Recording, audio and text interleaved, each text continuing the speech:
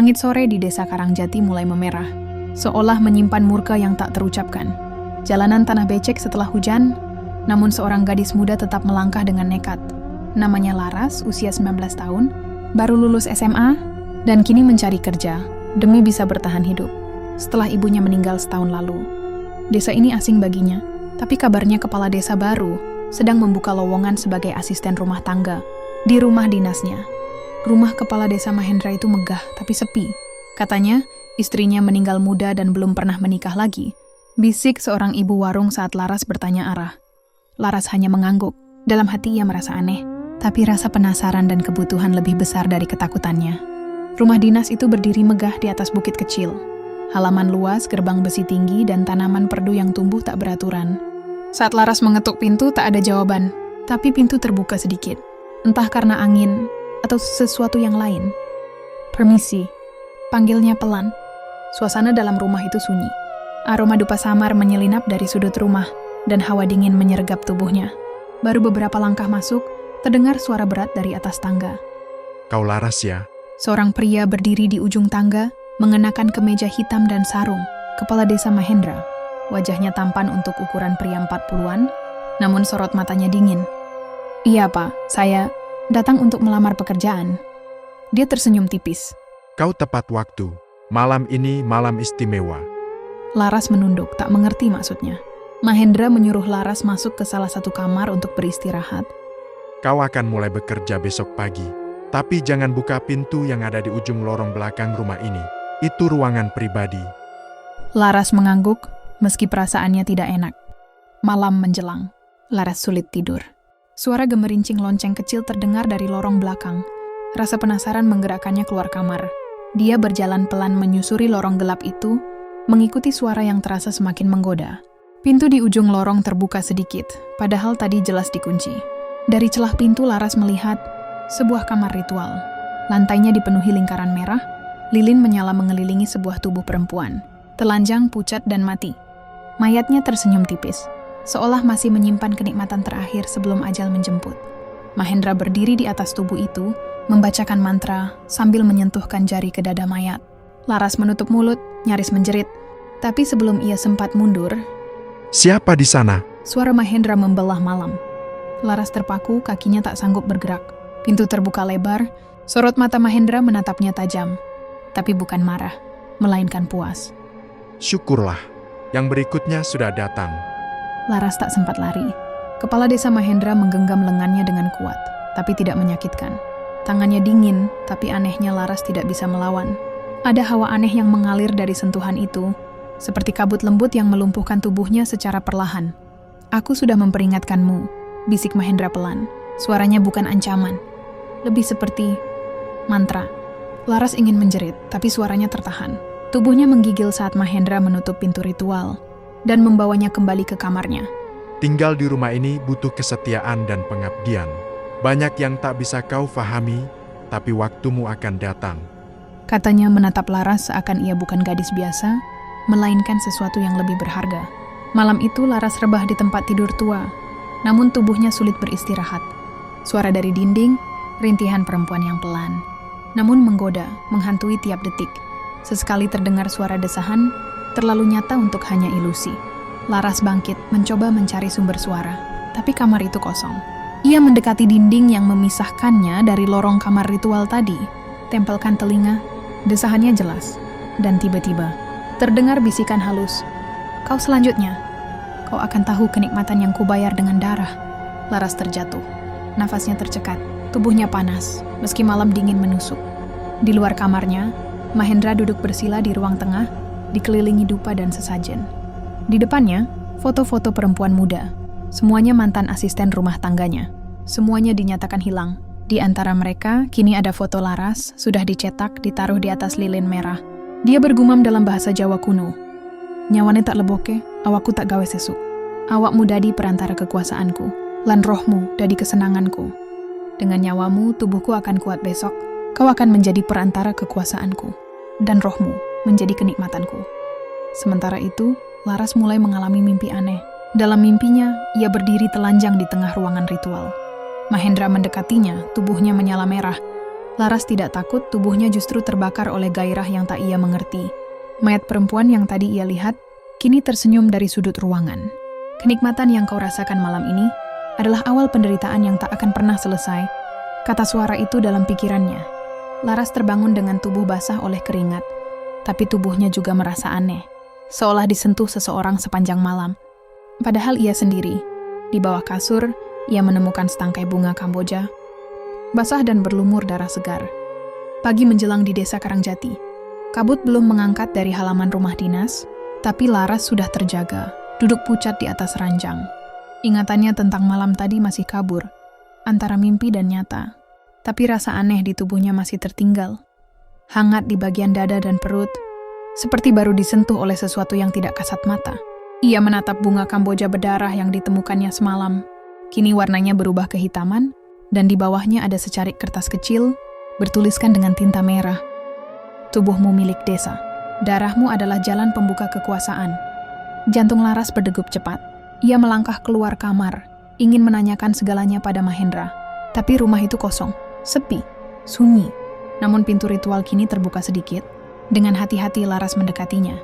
Ruangan itu sama seperti semalam, tapi mayat cantik yang sebelumnya ada di tengah lingkaran telah hilang. Lilin-lilin masih menyala, tapi aroma ruangan berubah. Lebih manis, seperti darah segar yang baru ditumpahkan. Di lantai, Laras menemukan benda lain. Sehelai rambut panjang hitam, basah dan dingin. Saat disentuh, rambut itu seperti menggeliat hidup. Langkah kaki terdengar dari arah dapur. Mahendra muncul, membawa secangkir teh dan senyum yang tak bisa dibaca. Kau tidur nyenyak, Laras? Laras ingin menanyakan semuanya, tapi suaranya tercekat. Ia hanya mengangguk pelan. Mahendra duduk di seberangnya. Wajahnya tenang, tapi matanya memerhatikan Laras dengan sorot yang tajam. Seakan ia bisa melihat ke dalam tubuh gadis itu. Aku tahu kau penasaran, katanya. Tapi tak semua orang siap tahu kebenaran tentang tempat ini. Laras memberanikan diri. Mayat itu siapa, Pak? Mahendra tidak terkejut. Ia malah tersenyum tipis. Itu bukan mayat, itu tubuh kosong. Ia sudah menyerahkan rohnya untukku, sama seperti kau. Nanti. Laras menegang, tapi Mahendra melanjutkan dengan suara tenang. Setiap kepala desa Karangjati tidak hanya dipilih lewat pemilu, ada bagian ritual. Kami harus mempersembahkan tubuh-tubuh perawan yang bersih untuk diberi kenikmatan terakhir sebelum jiwa mereka dikorbankan. Kenikmatan terakhir? Mahendra mendekat. Sebelum mati, tubuh manusia bisa memberi energi kuat, terutama jika dia pasrah, jika dia menikmati semuanya. Dia menatap Laras lebih dalam. Kau sudah mulai merasakannya, bukan? Mimpi tadi malam, sentuhan di tubuhmu. Itu bukan mimpi, Laras. Itu perkenalan. Laras mundur, tapi Mahendra menyentuh pipinya dengan lembut. Tangan itu aneh, dingin, tapi membuat tubuh Laras memanas. Kalau kau menyerahkan tubuhmu dengan sukarela, kau bisa selamat. Tapi, kalau menolak, arwah yang sudah terikat di rumah ini akan mencarimu. Laras mendorong Mahendra dan kabur keluar rumah. Nafasnya berat. Tapi begitu ia membuka pintu depan, dunia berubah. Langit merah darah. Desa kosong. Semua rumah tak berpenghuni. Jalan tanah kini tertutup kabut. Dan di tengah halaman, mayat-mayat perempuan muda berdiri, tegak, mengenakan gaun putih kotor. Wajah mereka cantik, tapi rusak, matanya kosong. Salah satu dari mereka melangkah maju. Ia berbisik pelan, suaranya seperti gesekan kaca. Kau sudah dipilih, kini tubuhmu adalah milik desa. Laras berdiri terpaku di depan rumah dinas. Matanya menatap puluhan mayat perempuan cantik yang kini membentuk setengah lingkaran, seakan menyambutnya dalam sebuah upacara sakral. Wajah-wajah itu indah namun hancur. Ada yang matanya kosong, ada yang bibirnya terbelah, dan ada pula yang dadanya berlubang seperti pernah ditikam benda tajam. Namun yang membuat Laras ingin pingsan, mereka semua tersenyum kepadanya. Jangan takut, ucap salah satu mayat itu. Langkahnya pelan, gaunnya berlumuran darah kering. Kami dulu sepertimu. Laras memundurkan langkah. Tapi begitu kakinya menyentuh ambang pintu rumah dinas, tubuhnya seperti ditarik. Tak terlihat siapa yang menariknya, namun ia tergelincir masuk dan pintu tertutup keras di belakangnya. Gelap, hanya terdengar suara napasnya sendiri. Tiba-tiba lilin-lilin menyala sendiri dari ujung lorong hingga ke ruang ritual. Aroma dupa memenuhi udara. Lantai yang sebelumnya kering kini dipenuhi darah segar, mengalir dari langit-langit dan dinding, membentuk pola misterius. Dan di tengah ruangan, Mahendra berdiri telanjang dada, tubuhnya dipenuhi tulisan kuno berwarna hitam. "Kau telah melewati ambang," katanya. "Arwah para pengabdi sudah mengakui tubuhmu." Laras menggigil, tapi bukan hanya karena takut. Tubuhnya merespons dengan rasa panas yang menjalar dari dalam, seolah-olah sesuatu di dalam dirinya sedang dibuka, dipancing. Mahendra mendekat perlahan tanpa menyentuh, namun hawa tubuhnya menyusup ke kulit Laras.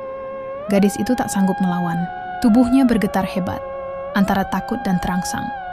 "Tubuhmu tahu takdirnya," bisik Mahendra. Kau ditarik ke sini bukan kebetulan. Leluhurku memilihmu. Jiwa lamamu akan hilang malam ini. Yang tersisa hanya pengabdian. Laras ingin berkata tidak, tapi bibirnya hanya mampu gemetar. Mahendra menyentuh dada Laras. Seketika ruangan berubah. Ia tak lagi berdiri di rumah itu, tapi di padang ilusi, penuh kabut merah dan bisikan perempuan. Ia melihat dirinya sendiri, telanjang, diselimuti bayangan para perempuan korban Mahendra, tapi mereka tidak menyakitinya. Mereka menyentuhnya dengan lembut, memandikannya, membisikkan mantra di telinganya sambil meraba bagian tubuhnya perlahan. Serahkan, dan kau akan diberi kenikmatan yang bahkan kematian tak bisa lenyapkan. Tubuh Laras melayang. Ia menjerit. Namun jeritannya adalah perpaduan takut dan pasrah, karena rasa yang menjalar kini bukan rasa biasa, melainkan sesuatu yang membuat jiwanya bergetar. Ia melihat Mahendra datang mendekat, telanjang dan bercahaya. Ia bukan hanya manusia. Kini wajahnya berganti-ganti, kepala desa lama, lelaki tua, dukun muda, dan terakhir, makhluk bertanduk dengan mata merah menyala. Jika tubuhmu menerima, jiwamu akan dikorbankan, tapi kau akan menjadi abadi bersama mereka. Mayat-mayat cantik muncul di belakang Mahendra, membentuk lingkaran. Mereka menari erotis berdarah, namun senyumnya penuh kenikmatan. Laras mengerang, tapi bukan karena disiksa, melainkan karena tubuhnya mulai mengalami klimaks gaib yang tak bisa dijelaskan. "Katakan ya Laras, biarkan tubuhmu jadi pembuka kekuasaan." Mahendra kini di atasnya, dan ritual hampir mencapai puncaknya. Namun tiba-tiba, di tengah desahan dan nyala api, Laras membuka matanya. Nafasnya terengah, tapi bukan karena menyerah. Ia melihat salah satu mayat yang tak ikut tersenyum. Wajahnya cantik masih utuh, dan mirip ibunya. "Lari, jangan biarkan tubuhmu jadi miliknya. Akhiri kutukan ini." Suara itu menembus semua mantra. Laras menjerit dan mendorong Mahendra kuat-kuat. Api dari lingkaran ritual membesar. Tubuh para mayat mulai meleleh. Mahendra menjerit marah. Aku sudah menanamkan benih di dalam tubuhmu. Kau tak bisa lari, Laras. Tapi Laras berlari. Tubuhnya berlumuran darah dan dupa. Namun ia terus berlari menembus lorong, menendang pintu, dan jatuh di halaman. Langit kembali normal. Rumah itu sunyi. Namun di dalam rahim Laras, sesuatu mulai tumbuh. Malam itu bulan purnama menyinari desa Karangjati dengan cahaya perak yang lembut. Udara dingin namun segar menyelimuti seluruh penjuru. Laras duduk di pinggir sungai kecil di belakang rumah dinas. Tubuhnya gemetar, tapi ada api keberanian yang baru menyala di matanya. Selama berminggu-minggu setelah kejadian ritual itu, Laras merasakan sesuatu yang tumbuh di dalam dirinya, sesuatu yang bukan hanya kutukan, tapi juga kekuatan. Ia tahu Mahendra telah menanamkan benih gaib itu, tapi kini Laras bertekad untuk melawan. Dengan perlahan, ia membuka sebuah kotak kayu tua yang didapat dari buku tua milik ibunya, sebuah kitab mantra leluhur yang katanya mampu memutus ikatan roh jahat. Laras membaca ayat-ayat dengan suara pelan, suaranya gemetar tapi penuh keyakinan. Di belakangnya, angin berbisik seperti suara ibunya, menguatkan semangatnya. Tuhan, berikan aku kekuatan untuk mengakhiri penderitaan ini. Doa Laras dalam hati. Tiba-tiba, tubuhnya diselimuti cahaya hangat berwarna emas. Benih gelap yang selama ini merasuki rahimnya mulai bergerak, seolah-olah melawan, tapi tidak kuat menghadapi cahaya itu. Mahendra, yang diam-diam mengintai dari kejauhan, muncul dengan wajah marah. Kau pikir bisa bebas? Kau milikku. Namun Laras kini berbeda. Dengan energi baru yang berasal dari kitab leluhur dan cinta kepada ibunya, ia mengangkat tangan dan mengucapkan mantra terakhir. Cahaya memancar dari tubuhnya, membentuk perisai yang menolak kejahatan. Mahendra terhuyung, tubuhnya mengecil dan berubah menjadi bayangan hitam yang menjerit. "Aku tak akan jadi korbanmu!" teriak Laras. Seketika kutukan itu pecah.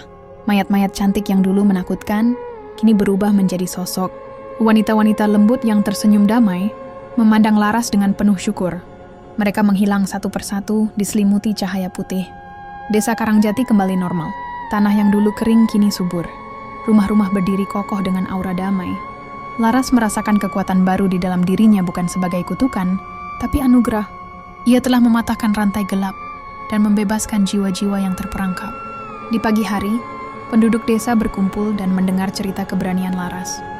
Kepala desa yang baru, yang terpilih oleh rakyat, bukan lagi Mahendra, tapi seorang lelaki muda yang berjanji menjaga desa dari kegelapan. Laras pun memulai hidup baru. Ia membuka sebuah sanggar belajar mantra dan penyembuhan, mengajarkan anak-anak dan pemuda desa tentang kekuatan kebaikan dan keberanian melawan kegelapan. Di akhir cerita, Laras berdiri di bukit, memandang matahari terbit dengan senyum penuh harapan. Kegelapan pernah mengancamku, tapi aku memilih cahaya. Dan disinilah aku, bebas, kuat, dan penuh cinta. Bantu subscribe channel ini ya, agar tidak ketinggalan video menarik lainnya. Terima kasih sudah menonton.